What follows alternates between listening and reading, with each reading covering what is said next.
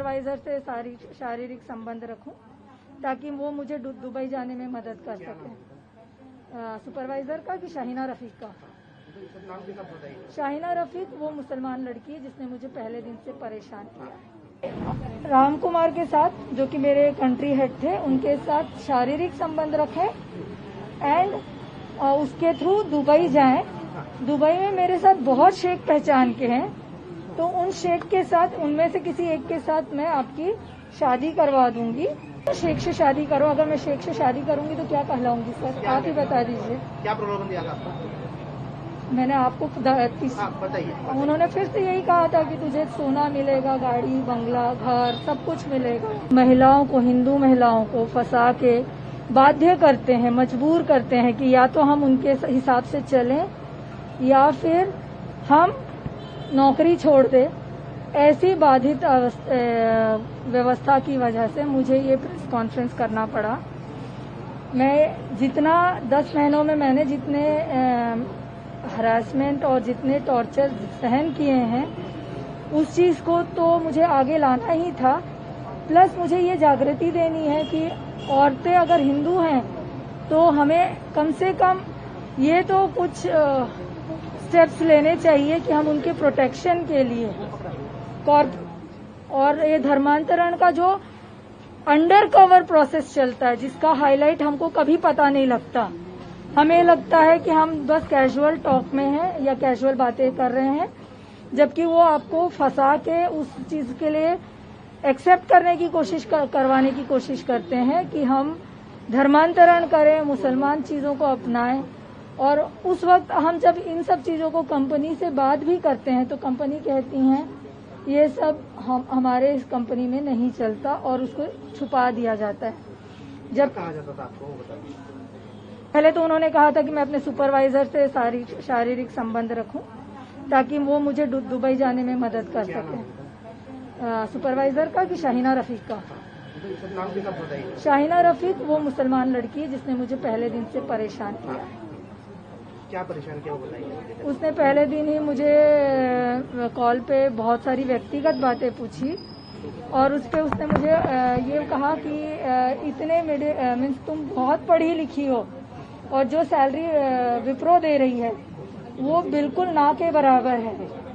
तुम उससे अच्छा है कि राम कुमार के साथ, जो कि मेरे कंट्री हेड थे, उनके साथ शारीरिक संबंध रखें एंड उसके थ्रू दुबई जाएं।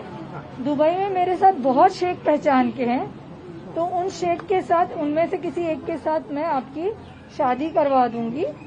उससे आपको फाइनेंशियल ग्रोथ मिलेगी, सेक्सुअल, जो आप अभी अकेले रह रही हैं, सेक्सुअल सेटिस्फैक्शन मिलेगा और बाकी जो सारी अड़चने हैं, अकेले रहना, अकेले ही सारे काम करना और अकेले ही सबको स्टेबल करना खुद को, वो सबसे आपको निजात मिल जाएगी। ऐसा कहने का क्या कारण है? अब मुझे नहीं पता, ये प्लीज शाहिना से बोलो। मैं भी शायद, पहले तो मैंने भी सोचा था कि शायद ये कैजुअल टॉक है और मुझे ये किसी से कहना नहीं चाहिए। कोई पुलिस कंप्लेंट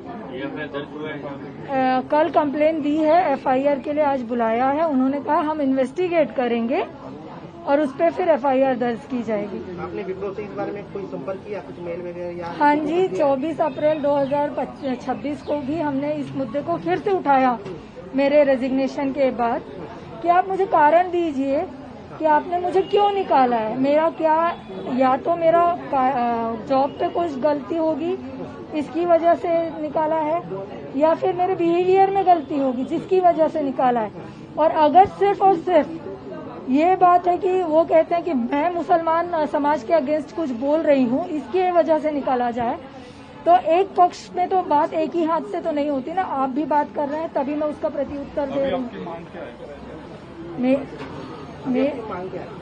मेरी मांग सिंपल है, मेरे को मेरी जॉब वापस चाहिए, वेरी वेल, क्योंकि मैं वो डिजर्विंग हूँ, वर्दी हूँ। इलीगल टर्मिनेशन था, मैंने बार बार कहा है। और दूसरी चीज, एक संस्था की स्थापना होनी चाहिए विद इन हर एक प्राइवेट सेक्टर में, जहाँ पे पॉश नहीं, पॉश इज मैं आपको नाम नहीं ले सकती, बट मेरी जो पॉश की जो मैनेजर है उन्होंने खुद ही कहा था कि रीता मैं तेरी यहाँ पे कुछ मदद नहीं कर सकती। अन्य महिलाओं के साथ भी आपके जैसे ही कुछ हुआ है? बहुत कुछ हुआ है सर, बट मैं उनका नाम भी नहीं बता सकती, और क्योंकि मैं बाध्य हूँ। कंप्लेंट डेट आज जो है आपको लेट करने क्या कारण है बताइए? कंप्लेन मुझे पहले जिस तरीके से डिप्रेशन में लाया गया था और कन्विंस किया गया था कि विप्रो जो कि बहुत बड़ी मल्टीनेशनल कंपनी है उनके अगेंस्ट मुझे कुछ नहीं कर सकती, मैं एक चीटी मात्र हूँ, ये एक रीजन था मेरे दिमाग में बैठा हुआ कि क्या सचमुच मैं विप्रो के अगेंस्ट कुछ नहीं कर सकती, एंड मेरे घर की बाकी दिक्कतों की वजह से मुझे वो सब केयर करना था। बट जब टीसीएस का केस देखा तो जब एक वहाँ के केस में मुझे ये समझ में आया यही सेम प्रकरण मेरे साथ हुआ है, तो मैं क्यों पीछे रहूं वो चीज बताने के लिए जिन तकलीफों से मैं गुजर रही हूँ।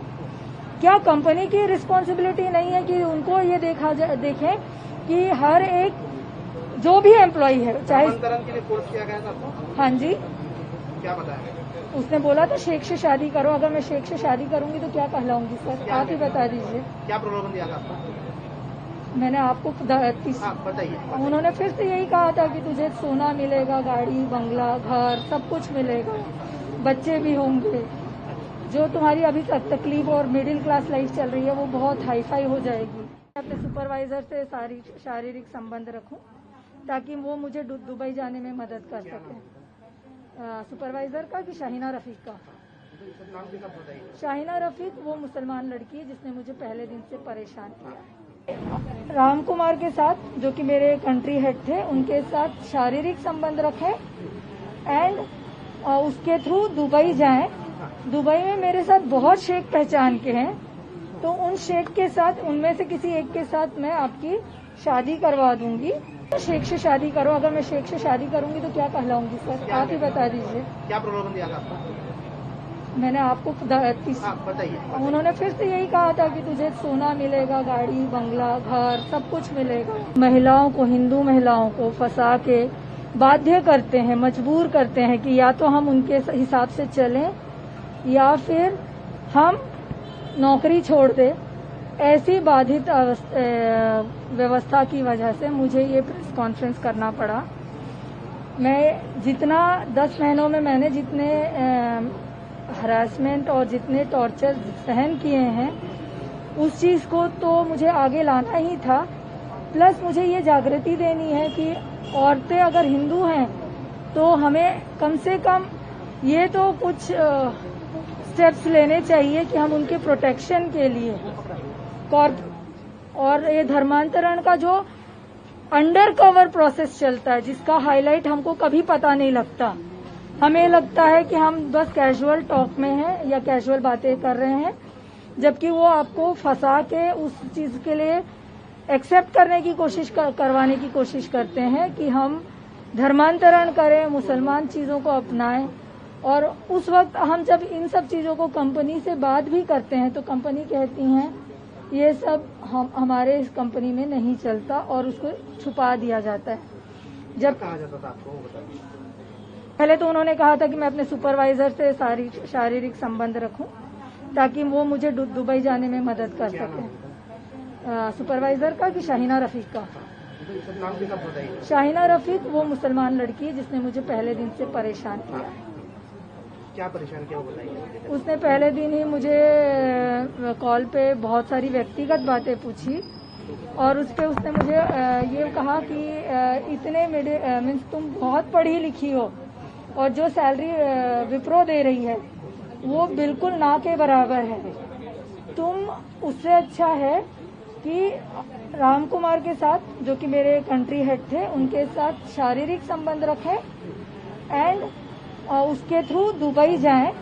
दुबई में मेरे साथ बहुत शेख पहचान के हैं, तो उन शेख के साथ उनमें से किसी एक के साथ मैं आपकी शादी करवा दूंगी। उससे आपको फाइनेंशियल ग्रोथ मिलेगी, सेक्सुअल जो आप अभी अकेले रह रही हैं सेक्सुअल सेटिस्फैक्शन मिलेगा और बाकी जो सारी अड़चने हैं, अकेले रहना, अकेले ही सारे काम करना और अकेले ही सबको स्टेबल करना खुद को, वो सबसे आपको निजात मिल जाएगी। ऐसा कहने का क्या कारण है? अब मुझे नहीं पता, ये प्लीज शाहिना से बोलो। मैं भी शायद पहले तो मैंने भी सोचा था कि शायद ये कैजुअल टॉक है और मुझे ये किसी से कहना नहीं चाहिए। आपने कोई पुलिस कंप्लेंट कल कंप्लेंट दी है, एफआईआर के लिए आज बुलाया है। उन्होंने कहा हम इन्वेस्टिगेट करेंगे और उस पर फिर एफआईआर दर्ज की जाएगी। आपने विप्रो से इस बारे में कोई संपर्क किया, कुछ मेल वगैरह या? हाँ जी, 24 अप्रैल 2026 को भी हमने इस मुद्दे को फिर से उठाया मेरे रेजिग्नेशन के बाद कि आप मुझे कारण दीजिए कि आपने मुझे क्यों निकाला है। मेरा क्या, या तो मेरा जॉब पे कुछ गलती होगी इसकी वजह से निकाला है, या फिर मेरे बिहेवियर में गलती होगी जिसकी वजह से निकाला है। और अगर सिर्फ और सिर्फ ये बात है कि वो कहते हैं कि मैं मुसलमान समाज के अगेंस्ट कुछ बोल रही हूँ, इसकी वजह से निकाला जाए, तो एक पक्ष में तो बात एक ही हाथ से तो नहीं होती ना। आप भी बात कर रहे हैं तभी मैं उसका प्रत्युत्तर दे रही हूँ। मेरी मांग सिंपल है, मेरे को मेरी जॉब वापस चाहिए, वेरी वेल, क्योंकि मैं वो डिजर्विंग हूँ, वर्दी हूँ।